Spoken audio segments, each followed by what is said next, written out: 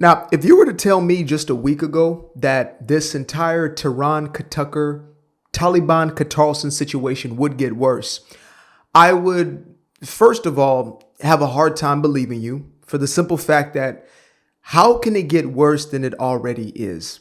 This man has imploded his entire reputation, not just as a quote unquote journalist who's just asking questions, but as a man.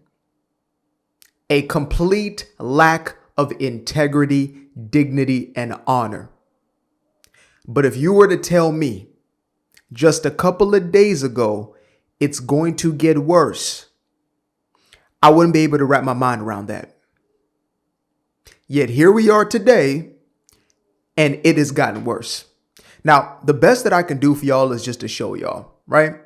Using the individual's words as the only proof that is necessary in this sort of situation. No one can plausibly claim that a Christian family are in Hamas. Okay, so like what, tell me, you can't claim that they're in Hamas while simultaneously claiming that Hamas is a group of jihadis. They're Islamic extremists, which they also claim constantly, which I don't know if that's true, by the way. It seems more like a political organization, but whatever it is, they're telling us constantly they're Al-Qaeda.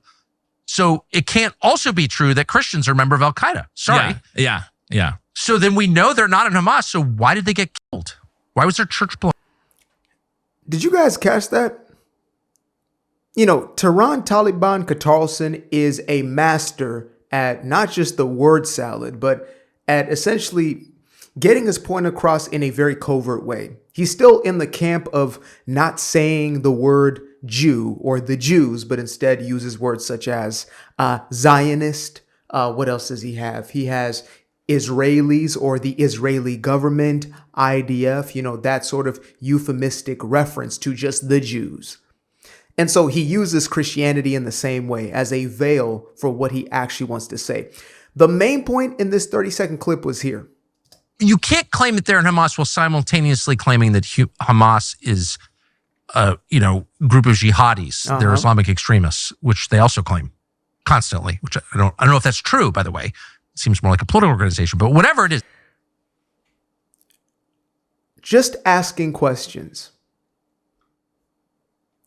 Hamas. Sir Taran Katucker does not know whether or not Hamas is a jihadi group. He is simply baffled at the idea that some would refer to them as such. I mean, aren't they just a simple political organization? Hamas. This is who Taran Katucker is now simping for. Do you know who would tell you exactly who Hamas is? That being a jihadi terror organization. You know who would? Try Hamas. Hamas would tell you exactly who they are. That this is jihad. No, they're not a mere political organization. Sir Taran Katucker, Taliban, Hamas, Qatarlson. So now he has gone past the point of watering down what jihad truly is. Now he has passed the point of humanizing Sharia law. He is now creating a narrative or furthering the narrative that is pushed by the left that Hamas is nothing more than a simple reactionary resistance group. Because Israel bad. Therefore, everything else good. Now, there's more. I promise y'all 2 videos today. This one is equally as short. It's about 34 seconds, but speaks for itself. Let's get into it. Let me just say, I would be totally comfortable sharing condolences with Osama bin Laden's family. I hate Osama bin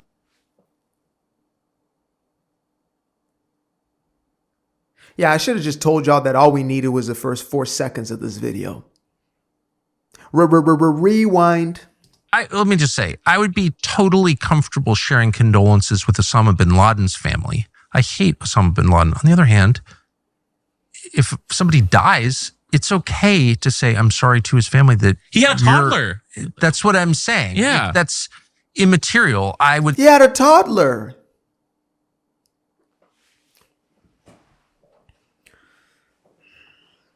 At this point, it feels like he's just creating his own mini insane asylum. This little silo of the clinically unhinged.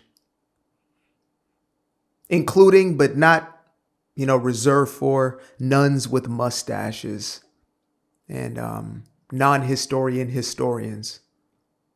Neo-schmazis disguised as educators. These are the sorts of people that he is now surrounding himself with. Now, look, here's the thing, right? Yeah, as far as wishing Osama's parents condolences, I'm not necessarily sure where that would be contextually relevant in any conversation. How do you get to the point of, in any given podcast, interview, you know what? I would wish Osama's parents condolences. That's mighty odd. Well, why exactly have you pinpointed Osama?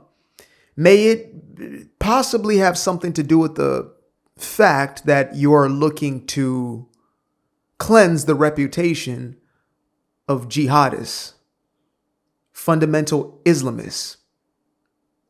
Oh, maybe it's just unrelated, right? Maybe it has nothing at all to do with that. I mean, it's not like we have a multitude of evil men and women throughout history that you could have used.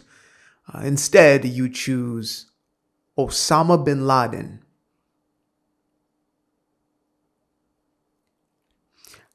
Again, I told you in the beginning, if you had told me that this guy is going to crash out any harder than he currently has in just the last 6 or so months, I would have thought to myself, I can't see it. I don't know where else he could go with this. The only thing that I would see as, topping what is now taking place is him showing up in a hijab, professing his devotion to Allah. That is it. There is no way it can get worse than this.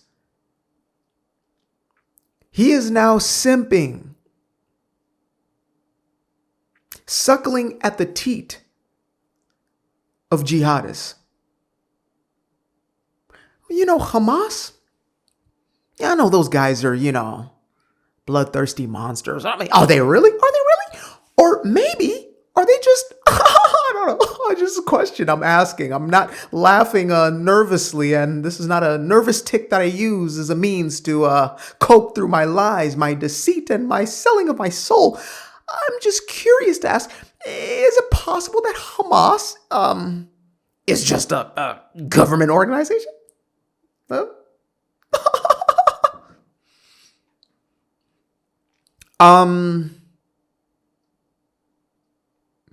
Tucker. Hamas is a self-proclaimed jihadist group, just as Al-Qaeda, who you seem to also now be simping for. Even though they're not in vogue, they're not trending right now, they seem to also have a special place in your heart. Now, mind you, I've already done a video on him essentially simping for the Taliban. That's why we've added the Taliban aspect to Tehran Tucker, Taliban Qatarlson. He was going on about how they have an amazing drug rehabilitation center. I mean, these guys, they have an 80% success rate. Could you imagine that? I mean, yeah, sure, the threat is maybe to blow people up, but it works. I mean, it looks like we're doing much better in Baltimore, right? Oh my. But this is the beauty, right? And this is, throughout scripture. The fool or the wicked will always be exposed. They will always be revealed for exactly what they are. Evil has a shelf life, just like any sort of evil. If it's liars have a shelf life. They're not going to last forever. Eventually, their wickedness will be revealed and their names will rot. Right? That's some Proverbs for you right there. Their names will be spoiled forever.